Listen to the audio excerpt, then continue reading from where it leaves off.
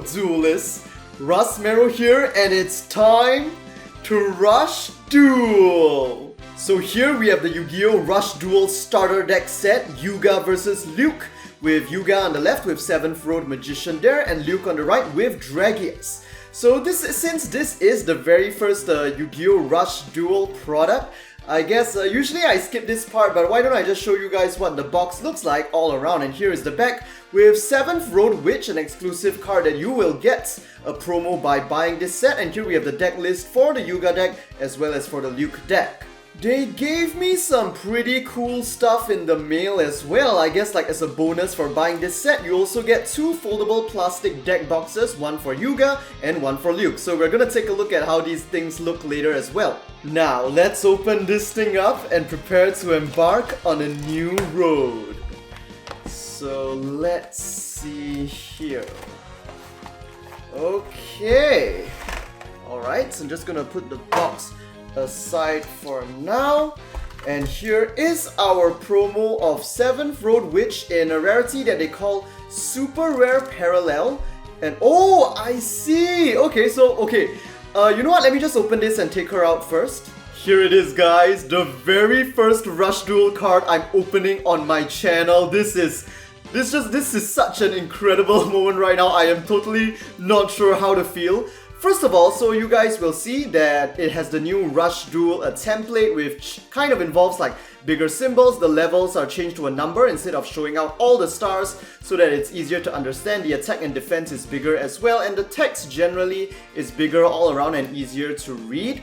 On a whole, you know, I honestly didn't know what to feel about this new template when I first saw like the digital ones online when they revealed Rush Duel, but honestly looking at it like this actually looks pretty sick. It's like really sleek, you know, it really kind of fits with like the Rush theme, and like the monster really pops out. I kind of like that. Whereas in Yu-Gi-Oh, in like OCG and TCG Yu-Gi-Oh, it's kind of a bit less stand out-ish, which I also don't mind, but this one kind of has its own charm.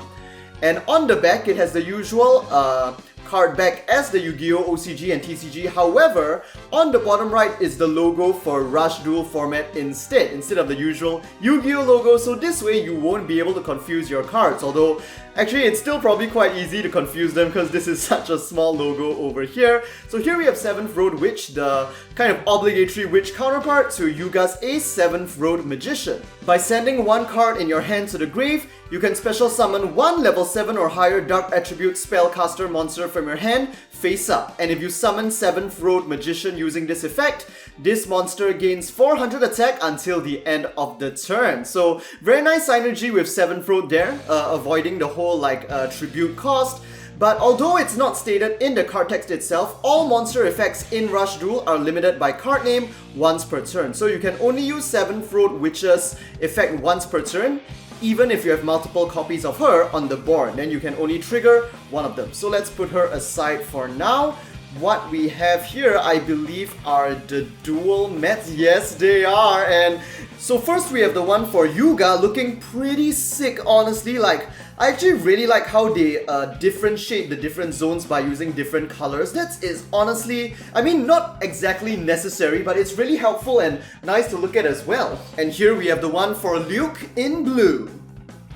And now, it's time to go into the starter decks themselves. Of course, we've got to start with the main character, right? So here we have the new 7th Road Magician Yuga starter deck. First up, we have 7th Road Magician, and alright, I'll admit it now. Even though I really don't like this guy's design, especially like seeing him in the anime and his original, and like the first time his card art was revealed, now looking at it like this in person, face to face, like seeing the physical copy of the card, he's actually pretty cool, alright? I'll admit it. And like looking at it up close like this, you can really see how like, even though the style is slightly different in Rush Duel, it still generally faithfully conforms to the style of the monster artwork that we see in the original Yu-Gi-Oh! OCG and TCG. And of course, I really appreciate that consistency.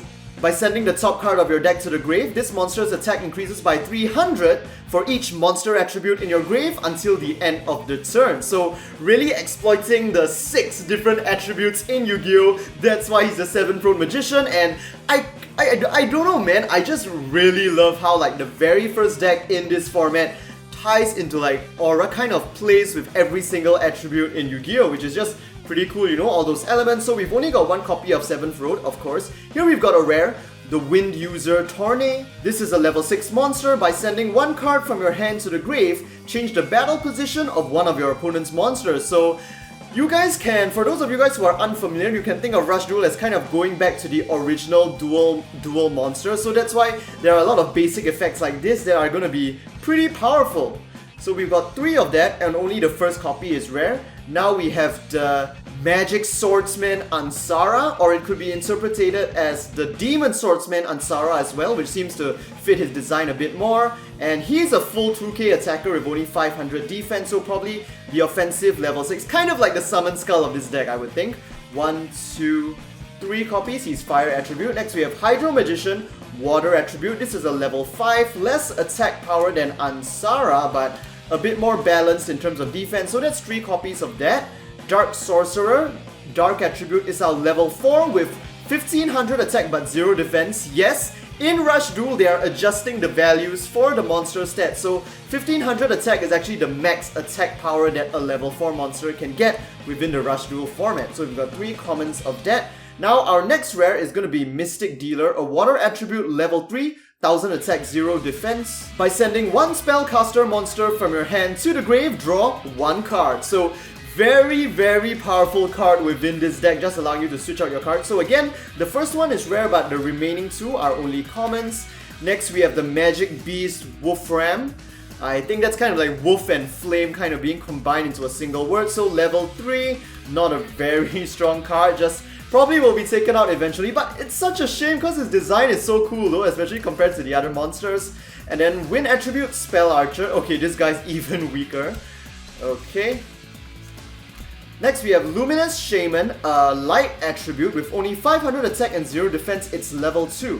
By sending this face-up monster from your field to the grave, you can choose one of your monsters, and during this turn it will be able to direct attack. So while targeting is a big part of the OCG and TCG, I think they basically removed it from the Rush Duel, so most of the effects simply specify choose instead of target. So I don't think there'll really be any like target specific resistance, that kind of stuff. Stray Familiar, a level 1 with 0 attack and basically having the max 1400 defense, I believe, for level 4 or lower monsters for now at least, but it's definitely not going to go above 1500.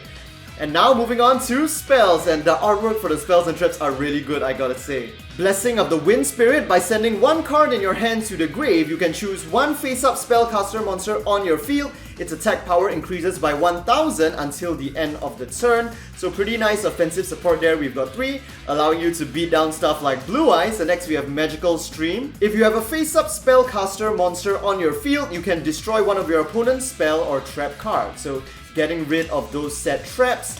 Next we have Dark Liberation, a rare, and this is a very powerful card. I think so far it's only going to be exclusive to the starter deck. It is essentially the field wipe, the Mirror Force for spellcasters in Rush Duel. When your opponent's monster declares an attack, by sending 4 spellcaster monsters in your grave back to your deck, destroy all of your opponent's attack position monsters. Now, how many of these are there going to be? 1, 2, 3. Okay, I like that. And next we have a Spark Curtain. For grave, the attacking monster loses 500 attack until the end of the turn. So pretty nice defensive card.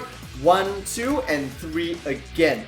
So very balanced, I would say. The only card that we didn't get 3 copies of is the key card, the main ace, 7th Road Magician, but everything else we got 3 copies of, which is pretty nice, allowing you to basically, you know, just kind of use it as a deck as a whole. Now let's move on to Luke's starter deck with Dragears. Okay. So Dragears is honestly not a bad looking card at all as a dragon, but as one of my friends did mention, he kind of has a bit of like a, I don't know, more of a serpentine vibe, which kind of is a bit off-putting, I mean. I think it's just cause he has this really long neck, which makes him like, I don't know. Oh, wait a minute!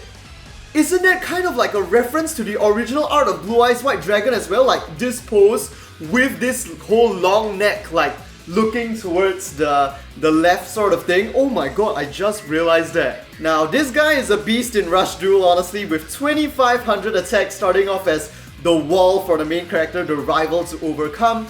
By sending the top card of your deck to the grave during this turn, if this monster destroys another monster during the battle phase, this monster can do a second attack. So that is literally gonna rush the opponent down, which is why this monster's name is, in English, like it kind of translates to the Rush Dragon Dragears, although it will be a bit more accurate to call it the consecutive strike or consecutive attack dragon, but that sounds really clunky, so I mean it sounds way better in Japanese, so that's why it doesn't really work out with the translation in English. Here we have Gravity Press Dragon, a level 6 but with only 1500 attack. By sending one card from your hand to the grave, choose one of your opponent's face-up monsters, and until the end of the turn, it loses 700 attack and defense. So a very sick, powerful effect coupled with a very cool design. Like this guy is awesome, man. I just love that kind of brute dragon kind of look. So again, the first one is rare, the remaining two are commons. Next, Fire Guardian is our beater for this deck. Essentially, it's 2100, so stronger than Ansala in the Spellcaster deck. Now we have the Dark Dragon Knights with 1600. Again, we see the same trend. Like this guy is offensively stronger than the counterpart in the Spellcaster deck, which I believe should be Hydro Magician, but defensively it is weaker. I guess that's why in the Spellcaster deck we have Tornade to turn all of these monsters from attack to defense position. Dragolites, our counterpart to Dark Sorcerer, a full level 4 1500 attacker. Wait, yep, 3 copies of that. Next we have Twin Edge Dragon, level 3. By sending one card from your hand to the grave, this card can do 2 attacks during this turn. So good if you can manage to get rid of your opponent's field, which is pretty possible. Like, you use Dragears, using Dragears allows you to smash 2 of your opponent's monsters, you use your second one to smash the third, and then Twin Edge can basically deliver 2 shots just like that. And here we have the Prayer Maiden of Dragons, so level 3 with only 1100 attack. So here we have basically the tribute fodders coming up, Dragon Bats, alright.